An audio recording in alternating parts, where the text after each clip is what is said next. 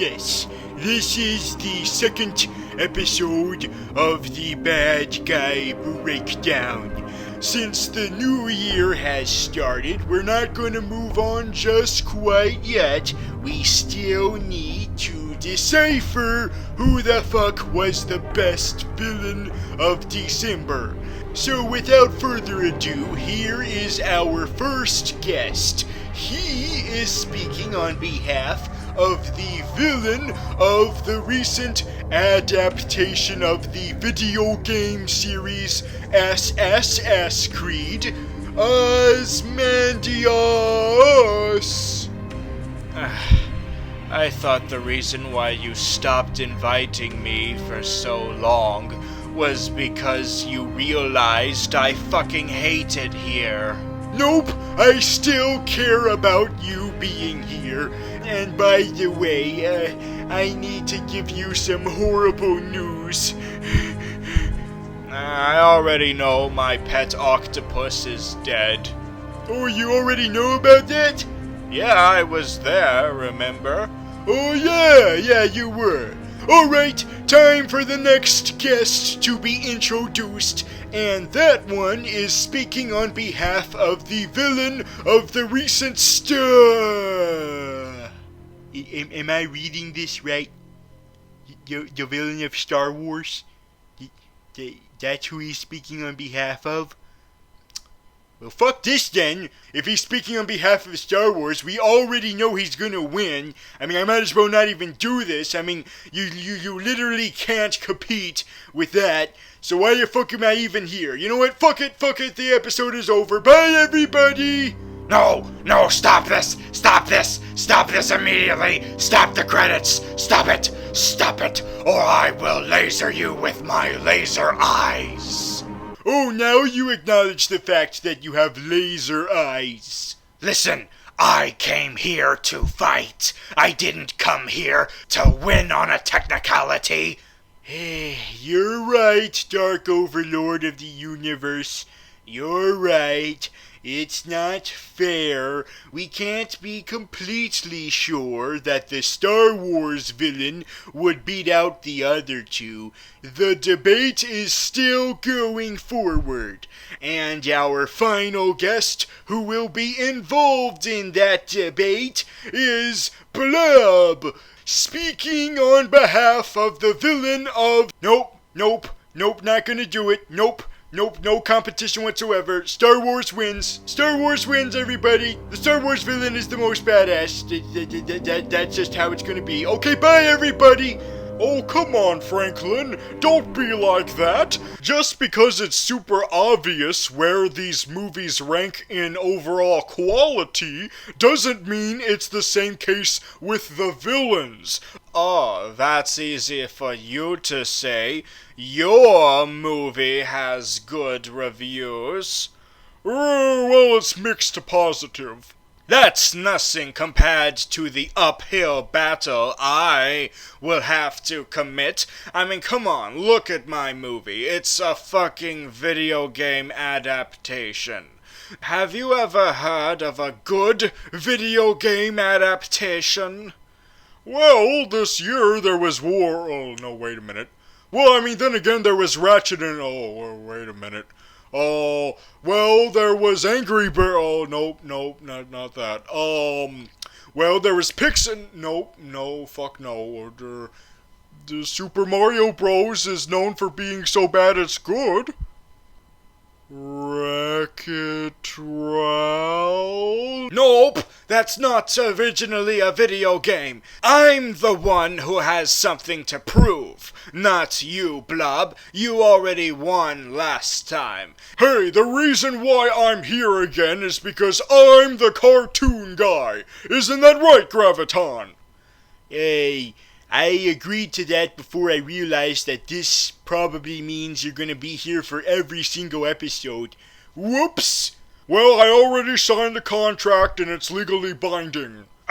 You guys just keep talking about how difficult it is to argue over your villains without doing the actual arguing. Overlord is right. We should actually get down to it already. Yes, and I will start. No, no, no, no, no, no, no, no, no, no, no, no, no, no, no, no, no, no, no, not you. You already have the advantage of having a goddamn Star Wars villain, so I will start. My villain is Alan Rickman. Oh man, you weren't kidding about the difficulty. That's too soon. He died only like a year ago. No, I said Alan Rickman. Alan Rickman.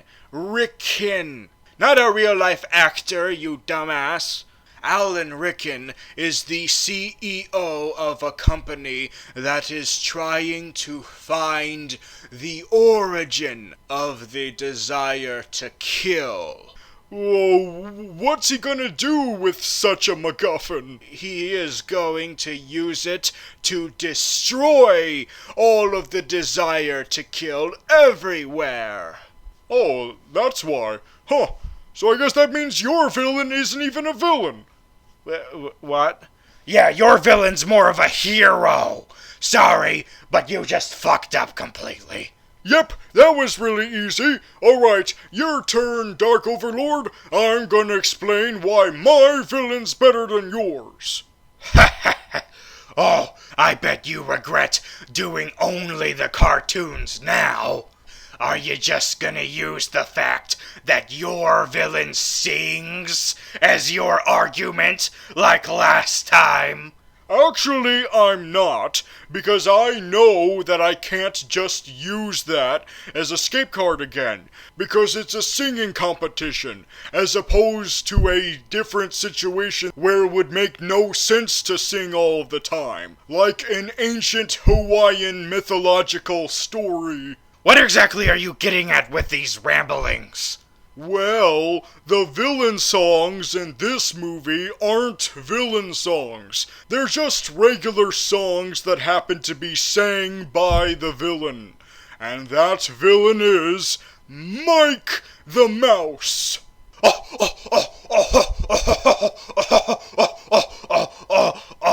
Oh, God. Oh, this is too much.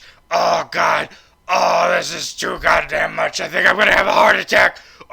Oh, you're so funny, fat man. Oh, you're a funny, fat man. Funny, fat man. Are you seriously laughing at my choice just because he's a mouse? Haven't you ever heard of the Napoleon complex? Hitler was a teeny tiny man. Oh, don't bring His Majesty into this. The only reason why you chose that mouse is because there's literally no other villain left in the movie to argue over. That's the closest possible thing you have. You are acting on desperation. Okay, who said you can talk? Yeah, your villain isn't a villain. You guys are so ignorant. You're not thinking enough about it. Don't you realize that if you get rid of man's desire to kill, you still have all of the other sins to worry about? That is why Rickon is the best villain. Because he is using murder as a distraction. He's making everyone that he is associated with completely overlook the fact that once murder is out of the picture, it will make it all the easier to commit the other deadly sins, such as stealing, manipulation, lying, all kinds of horrible sins that he made all of his business associates overlook. Oh, and you think I chose the wrong villain of my movie? Oh, really? Then who do you think I should have chosen then? You should have chosen the Pope! The Pope? Are you anti-religious or something? No, I'm not anti-religious. I just specifically mean that Pope. The one in your movie. Not the Pope in real life. The real Pope is totes lit. Okay, first of all, he's not even the main antagonist of the 1400s half of the movie. Wait a minute, what? Your movie is divided into halves? Yes, Assassin's Creed has two halves. One takes place way in the past, the 1400s to be precise, while the other half takes place in our modern time. The more interesting half is in the present, because that's the half that we can actually understand, because in order to understand the past half, you would have to read subtitles. Woe is me, I have to read everything. The Abomination was assigned a movie that was all in subtitles. Look, I'm not using that as my main argument over why I chose Alan Rickman. It's because the Pope isn't even the main antagonist of the past half. The main antagonist of that is some forgettable guy that no one even remembers after just having watched the movie. Oh, you probably have a point there. That's probably why I just thought of the Pope. Yes, now you understand. But wait a minute, that other villain from the past half had a better death scene than the Pope had. Because guess what? The Pope had no death scene. He was just running around being a Pope like, hey, I'm at the Pope, I'm at the Pope, I'm at the Pope, hey, look at me, I'm at the Pope, it's me, the Pope, I'm at the Pope, yeah. And he just had a fun time being the Pope, and that was it. No comeuppance for the Pope. Which means you really should have chosen that decapitated guy, since you had no one else. Were you not listening to me? Of course I didn't choose anyone from the past half, because all of the real villains of note are in the present half. Still not buying it. Those aren't villains, those are heroes. Nice try, Osmandius, but you're distracting me from focusing on that guy over there, that giant scorpion, because he actually has a legitimate argument, and neither of us have let him explain himself. Well, of course he doesn't have to explain himself. He has a Star Wars villain. There's no point in him talking. Now, while that does sound tantalizing to just sit here and see you two duke it out against each other, I can't just take that my villain is the easiest because I did not choose Darth Vader. Oh, shit. Graviton's not gonna be happy about that. What? Hey, what's this talk about Darth Vader? Where's Darth Vader? Where is he? Weren't you paying attention? Darth Vader was in my movie, Rogue One, a Star Wars story. What? Darth Vader is in that movie? And you didn't choose him to potentially be the best villain of the month of December? Oh, blasphemy! Blasphemy! Oh, Darth Vader does not deserve such heathens! You heathen! Heathen! Go back to hell, you demon! Go back to hell! I am a demon. Oh, then good, then you understand where I'm coming from when I say this. Oh! Well, if you have such a problem, then maybe I should go with the other space movie of December. What, you mean Passengers? The only villain of that movie is the technical difficulties of the spacecraft, and also the questionable ethics of Chris Pratt. But that's beyond the subject. This is about your crime. Oh, come on. This isn't the first time Darth Vader was not the best villain of the month. Yeah, he does have a point there, Graviton. Remember May of 2005? Yes, yes, I remember. The villain that won that month was the Fusa from Madagascar. Okay, Dark Overlord, you're still in the game, but you have a serious setback for not choosing Darth Vader. How could you do that? How could you not choose my idol? I thought your idol was the Joker. It used to be until I met him.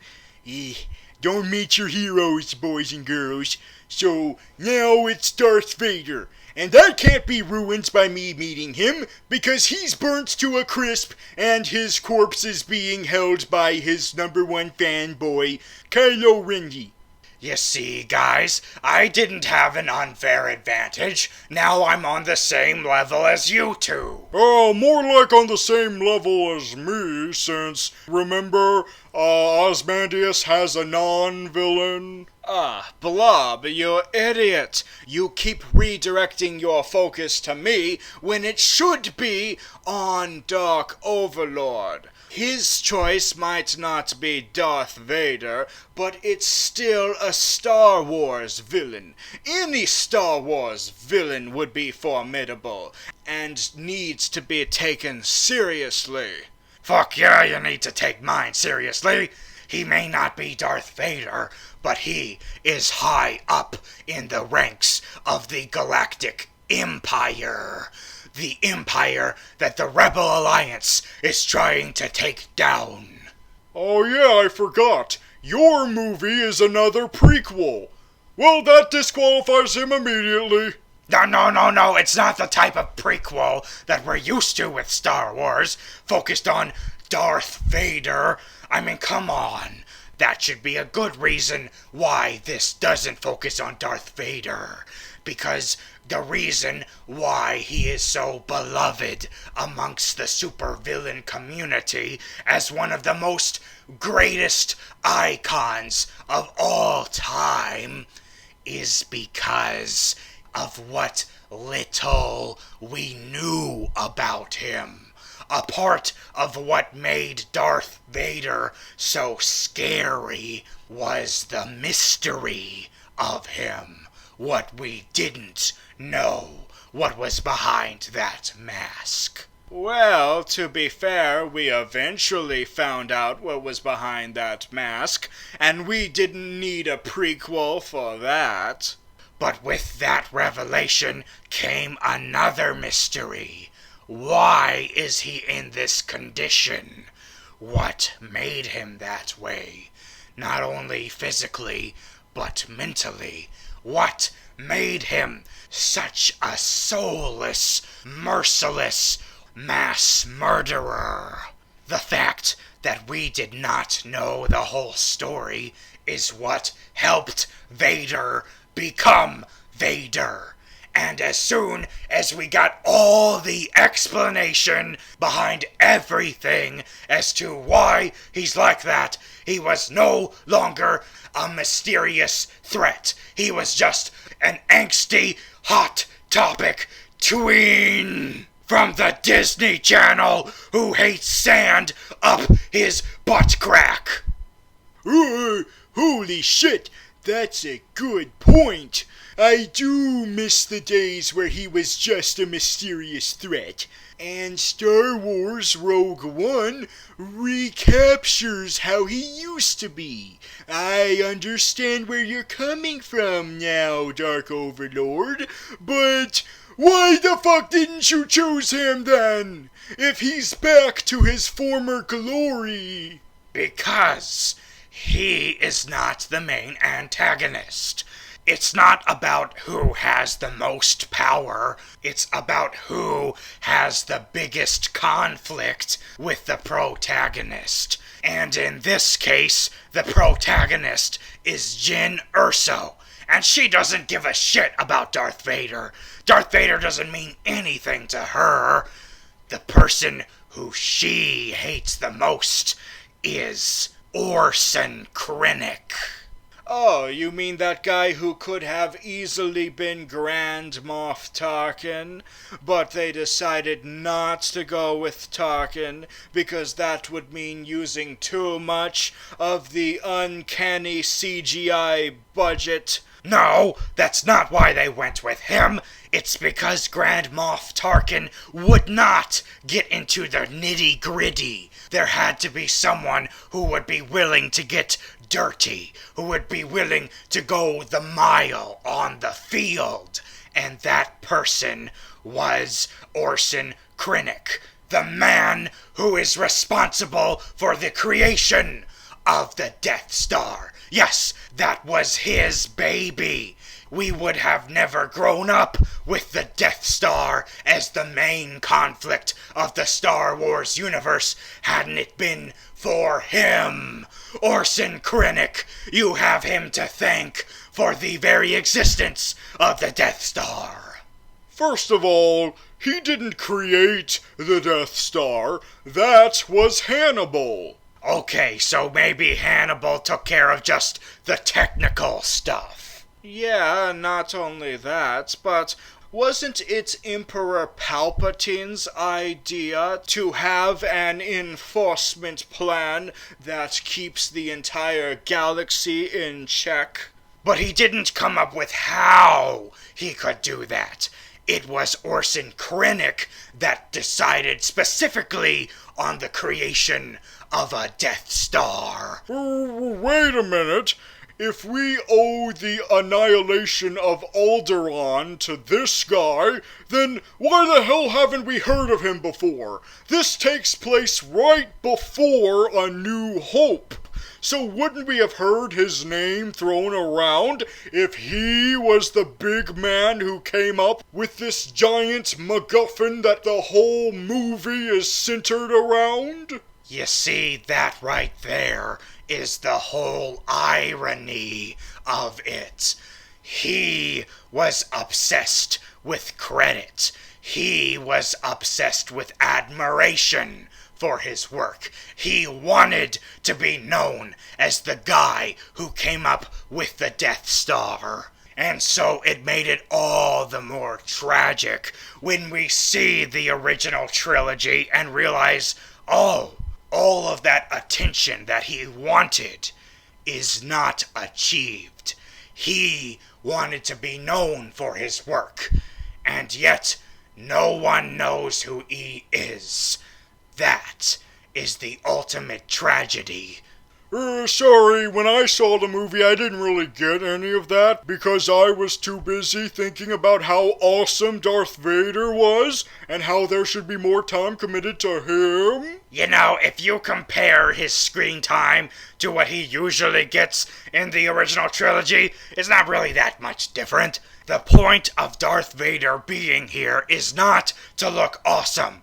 Okay, I'll give you that the end part is awesome, but that's not the main reason why he's here.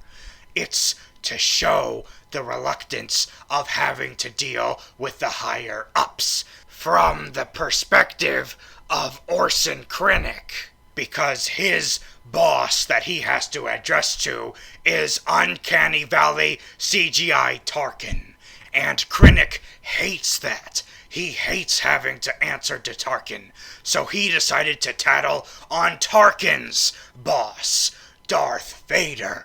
And that's when he realized that Darth Vader is an even worse boss, because he almost got fucking choked by him.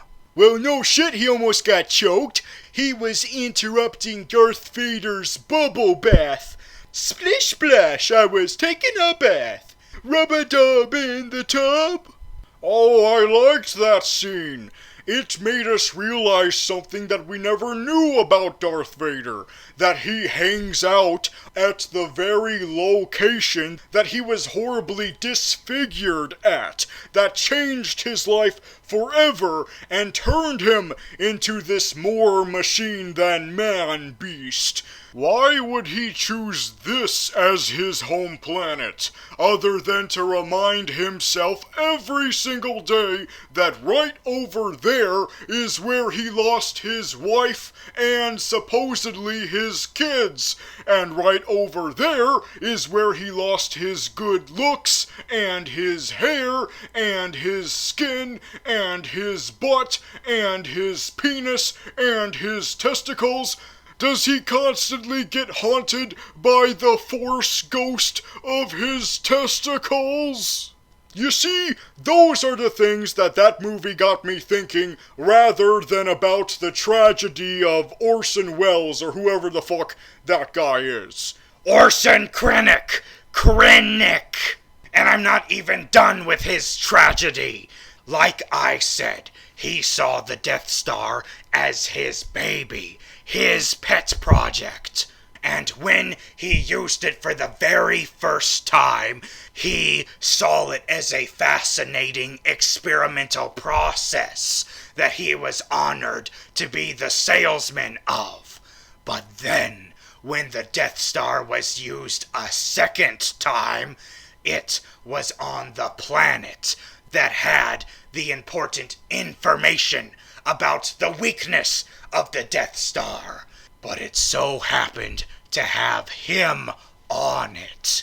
And now he had to witness his own baby about to kill him. Bang, bang, he shot me down.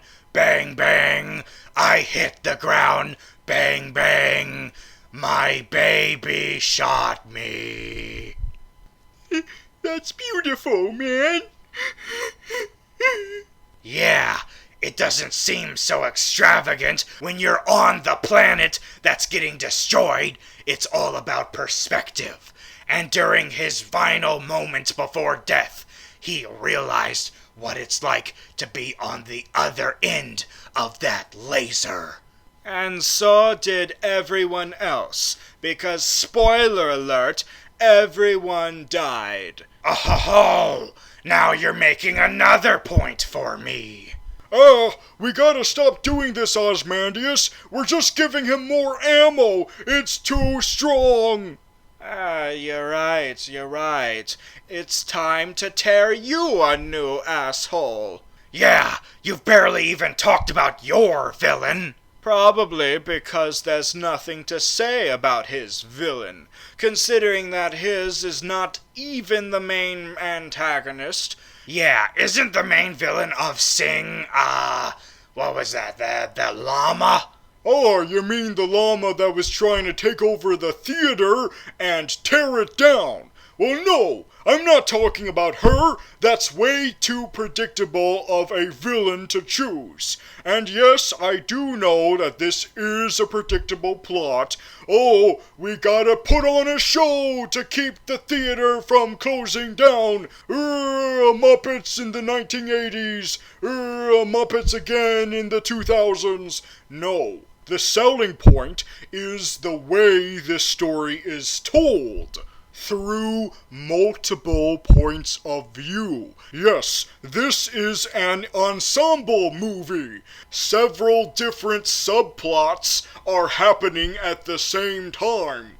So, that just means each subplot has its own villain. Well, not every subplot does. That elephant is just dealing with her nerve, and the pig is just dealing with her overbearing family, but with the actual villains, they don't make much of an impact of the overall story, because they're only the villains of their respective subplots. The Russian gangster bears are only the villains of Mike the Mouse's story.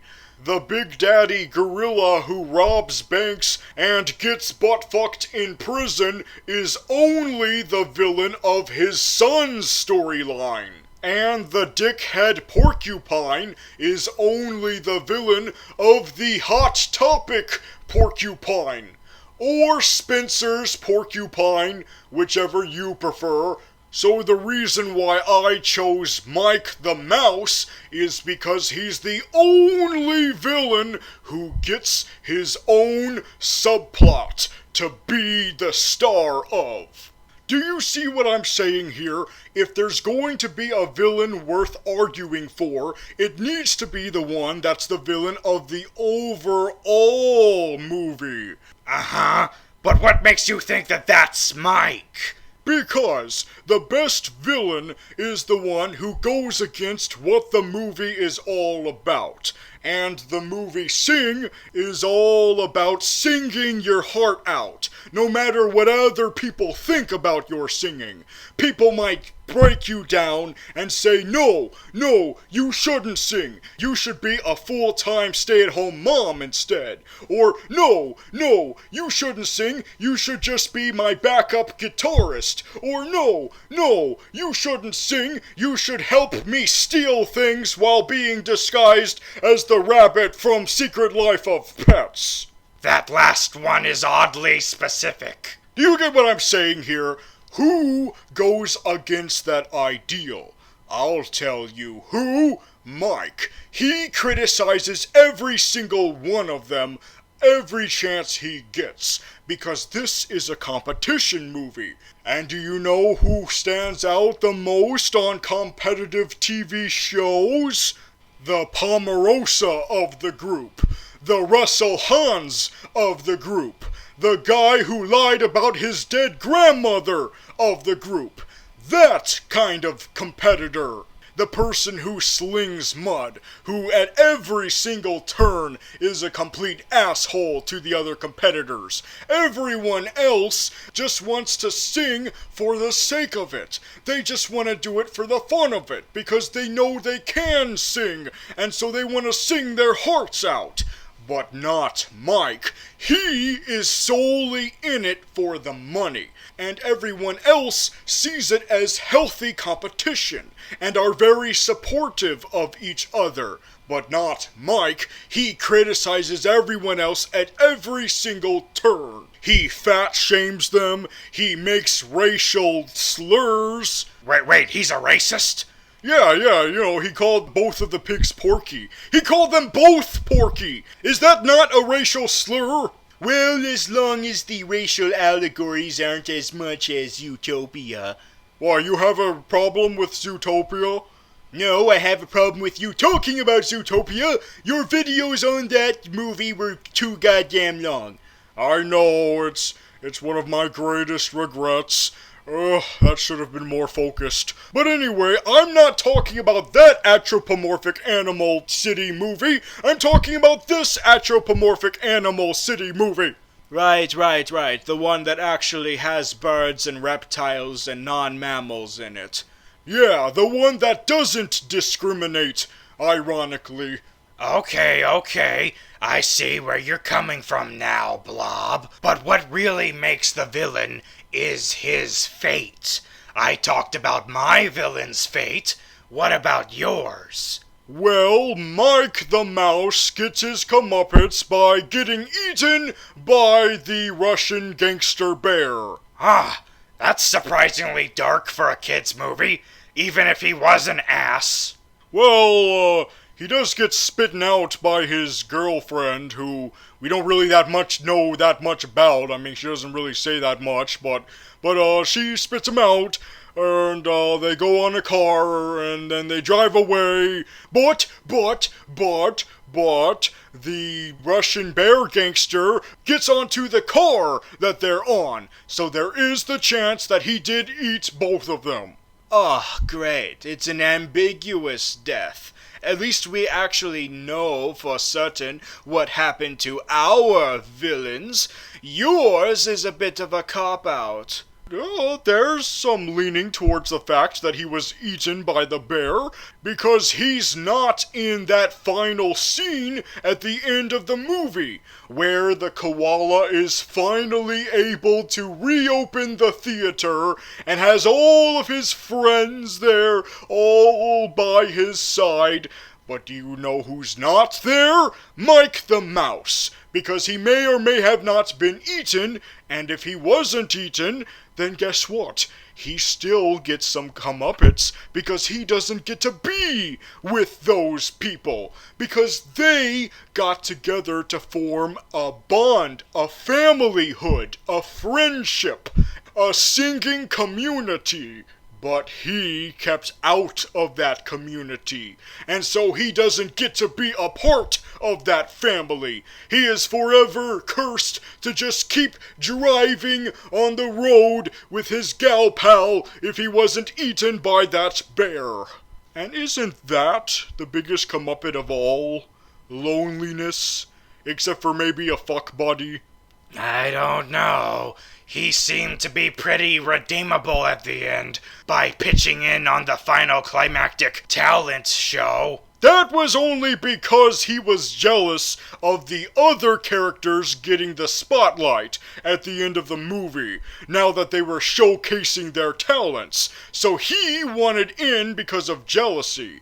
And he did it by singing My Way. Yes, he didn't do it any other way by being a part of the family. He did it his own way. And that's what makes him the antagonist, by going against what all of the actual heroes were doing in the movie, being together. If the movie was all about being together, then they would have all had one big plot together. Not all of these several plots that had nothing to do with each other, except singing in a contest. Well, I mean, they don't learn that lesson until the very end of the movie, is what I'm saying. Look, I think we've been ignoring Ozymandias villain. We need to attack him some more. Oh yeah, you're right. You haven't talked about your villain's fate. Ah, yes. My villain's fate. He got assassinated, that's it. Yeah, just a simple dagger to the neck, and there you go. It's not that simple. First of all, yes, it was a given that he would be assassinated, since that's the name of the movie, Assassin's Creed, not Euthanizer Creed, or Slap You on the Wrist Creed. But it's not about the way he was assassinated, it's about what that assassination meant. Not only is it ironic that he was killed for trying to rid the world of killing, but also it was a way of showing that the world is balanced and needs these killers, these assassins, because without them, then the true enemies would rule supreme.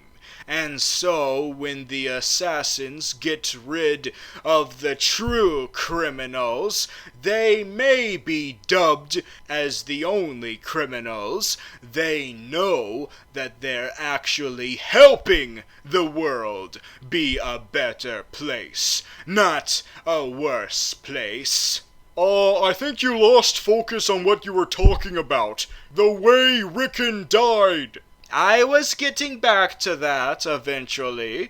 Yes, once he died, that made it the perfect transition to the next main antagonist of this Assassin's Creed saga. His daughter, Sophia Rickon. Oh, come on. That cliche of a cliche. Oh, my father is dead because the hero killed him. Now I'm going to have my revenge by being the new villain. Oh, isn't this so original? This totally hasn't been done 2 bajillion million times. Not to mention that Marion Cotillard has already done that shtick. Does Talia al Ghul ring a bell? Yeah, not only that, but it made no sense. Towards the end of the film, Sophia was actually becoming more and more apprehensive of this whole plan. She was actually beginning to lean towards Michael Fassbender and sympathizing with him, But then all of a sudden, as soon as Michael Fassbender killed Scar, all of a sudden she has to be the Kuvera to his Scar and be all like, "No, my father! I'm gonna exact revenge on you. I am evil now all of a sudden, even though I wasn't before, but now I am, only because you killed my father, even though I realized the error of his ways, and maybe he should have been killed." Yeah, she completely flip-flopped. Before, she was feeling guilty about holding all of these prisoners like they're animals, just because they're direct descendants of assassins. Speaking of which, isn't this like the most convoluted ass plan of all time? I mean, you used this impossible technology that I'm pretty sure will never exist because of the ludicrous of it, to actually get into the brains of people and see from their perspective the events of their ancestors. How can they do that just because they're directly related to them? Are you supposed to have me believe that they actually have a psychic link to those ancestors? How do you not know those prisoners are not special cases? Wait, so only assassins have that psychic link to their ancestors? That's stupid. How come other people don't? They're not as important to the company. They are extracting only the assassins so that they can find the apple. That is the genesis to all violence on Earth. Wait. So you mean to tell me that the whole reason why we have this impossible technology is just so that we can find this apple? That's the only way. Not like searching every nook and cranny and crevice and research. We have to actually get in there in people's minds and create this impossible technology that frankly is more impressive and more fantastical than the MacGuffin that they're looking for. Just to find an apple that I guess Eve gave to Adam or whatever the fuck. Yeah, pretty much. Can we go back to my villain? No! Well, I'm gonna do it anyway. Do you know why mine is the best? Because unlike both of your films, and unlike almost every single other film imaginable, my movie ends with every single hero dying. Yes, no one survives. Yeah, I remember Pompeii ending that way. Well, that was because of a volcano. This was because of the Empire. This was because the current Star Wars movies are trying to emphasize more on the war part of Star Wars. And sure, there are a lot of adventures and events in real-life wars that end with victory, that end with most of the people able to go back home and tell about the story. But that's not always the case. Half of the time, your whole squad perishes.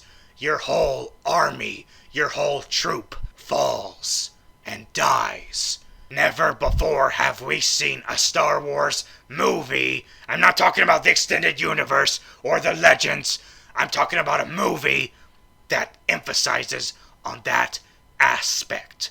Sure, we see people dying in the background, but we never see anyone in the forefront dying. But now, we have the exact opposite. Are you forgetting the fact that Orson Krennic wasn't the one who killed them all? No, I'm not forgetting that. His directive lives on in the same way that the Rogue One's directive lives on. Both of their legacies continue after they each died. When every member of Rogue One perished, their goal was continuing to be fulfilled because the information that they sacrificed their lives for got through to Princess Leia. God rest her soul. Yeah, the timing on this video was kind of weird. Rest in peace, Princess Leia, and R2-D2, and Admiral Akbar, and Chewbacca. Chewbacca's not dead. Oh, that's right, I was thinking of Harambe. Oh, Harambe, we miss you, and we hope that you come back. The point is that their goal is continuing long after they died, as we see in A New Hope. Their actions are continuing to affect the living characters, just like how Orson Krennic's actions are continuing to affect the surviving villains. Because of Krennic's mess, Darth Vader has to clean it up. And we saw the first part of that at the end of Rogue One, when he was taking care of the rebel scum, but he wasn't able to finish the job. And that is what gets the ball rolling for the next 3 movies. Having to pay for what Orson Krennic did. The ultimate fuck you to Darth Vader and Uncanny Valley CGI Tarkin. And that right there is where I'm going to end the argument. Good job, guys, good job. Jesus fucking Christ. Alright, let me start with who's definitely not going to win. And that is not the villain of Assassin's Creed. Oh, thank God. Yeah, it turns out you guys were right. It doesn't matter how the movies rank quality-wise when it comes to ranking villain-wise. And quality-wise, of course, Assassin's Ass is the worst of the worst, but not when it comes to the villain. In that case, it's Sing's villain. What? Yeah, sorry, Blob, but your villain just wasn't antagonistic enough. And in fact, there just really didn't feel like there was any antagonist there. I mean, maybe if you went with the llama, then you would have had more of a case. But even with the llama, there's still the antagonism isn't that strong with your movie. Ooh, puns! So I'm sorry, Blob, but you are out. Yeah, you're right. Oh, I should have been better with my choice. Maybe there just wasn't a good enough selection there for you. Yeah, that's probably the case. A lot of family movies are very ambiguous with their villains sometimes. That's something you're going to have to keep in mind, since you're the animated guy. Oh, duly noted. Alright, so that leaves Orson Krennic versus Alan Rickman. Wow, those are like the most generic bad guy names ever. Hell, this is one evil old British man versus another evil old British man. They're practically the same thing. What the hell? Their motivations are different. Mine is doing it because he think it's what will help the greater good, while that guy's villain is only doing it for the attention. Man, this is such a hard decision. Do I go with the villain of Star Wars or the villain of Assassin's Creed? I mean, it's super obvious that I should go with the Star Wars one, but if I do, then it would seem like I'm only doing it because it's fucking Star Wars. Oh, this is so difficult. Oh, if I choose Star Wars, it would seem like no surprise whatsoever. Oh, but if I choose Assassin's Creed, then it would seem like I'm just trying to avoid being predictable. Oh, what do I do? What do I do? Use the Force, Graviton. Use the Force. Oh, Trevor. Trevor, is that you? Yes, it's me. Wait a minute, how are you dead right now? I thought you're alive. I'm alive in the Marvel Cinematic Universe, but when it comes to this channel's universe, I'm bloody dead. You should know since you're the one who killed me. Oh, yeah. Now you look familiar. I forgot about that. Sorry, man. I've killed so many other humans since you. It's ridiculous. No problem right there. So, Graviton, you're having a hard time trying to choose which one, huh? Yes, I don't know, Trevor. Do you really think that the Force will help me? Well, if you got the right metachlorian count. I've got gravitational powers, but it's not the same thing as metachlorians. Well, I guess you're gonna have to do this by yourself. Alright, see you later. Wait, Trevor, no, don't just go. Oh, god damn it. What was the point of him even showing up? I think because he promised to be in the Rogue One review last year, and it would just seem weird to break that promise. Yeah, you're probably right. And plus, why should I really listen to him anyway? He's filled with drugs and alcohol. Really? Even though he's a ghost? Yes, ghost drugs and alcohol. So I need to go with my gut. And my gut is telling me that I need to go with the one that has less head-scratching contradictions. So that means that SSS Creed is out of here. They have too many problems and flaws, alright? Your motivations are all over the place. Is it because he really wants the world to be a better place? Or is it that he really does want to do evil things and not have to be killed for it? It's not friggin' clear enough. And Blob is right. Why the fuck does Marion Cotillard want to kill him now? She was on his side at first. Why would Scar's death would make her completely change her moral alliance? It makes no fucking sense. I'm sorry, Asmodeus, but your villain doesn't win it either. I had a feeling I wouldn't win. I did feel like I was being a little biased with my candidate anyway. After all, he is a tyrant who is trying to make an omelet by breaking a few eggs, and I can relate to that. So maybe I just saw myself in him a little bit too much. Well, at least you're humble to admit that. And you know what that means. That leaves Dark Overlord's villain as the best villain of December. Happy Life Day, Orson Krennic.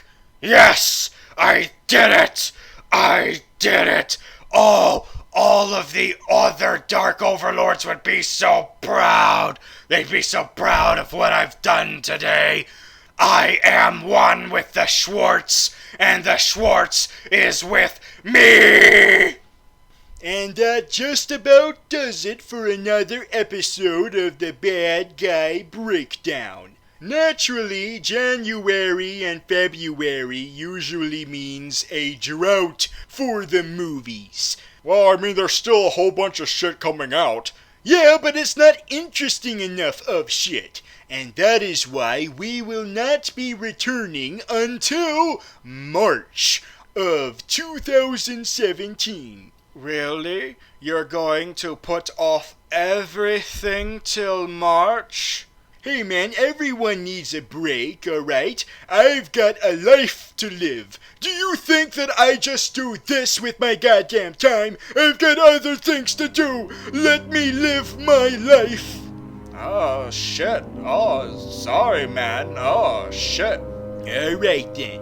So we'll see you then when we have a new set of villains to discuss, such as giant monkeys that aren't monkeys, but we call them monkeys, and animated characters who are now live action, and who the hell knows whatever else, next time on The Bad Guy Breakdown. This has been Franklin Hall, aka Graviton. Frederick Dukes, aka The Blob.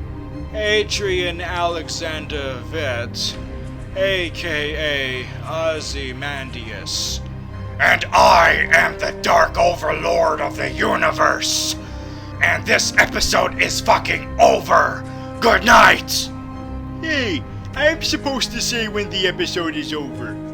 I don't like you, and my friend doesn't like you either. Wait a minute, why are you cosplaying as that villain? He wasn't the villain you chose. No, but I prefer to cosplay as him rather than Orson Krennic. See, I told you he was a less interesting villain. But look at me, I'm the testicle mouth guy from A New Hope. How am I here in Rogue One? How, other than contrivance?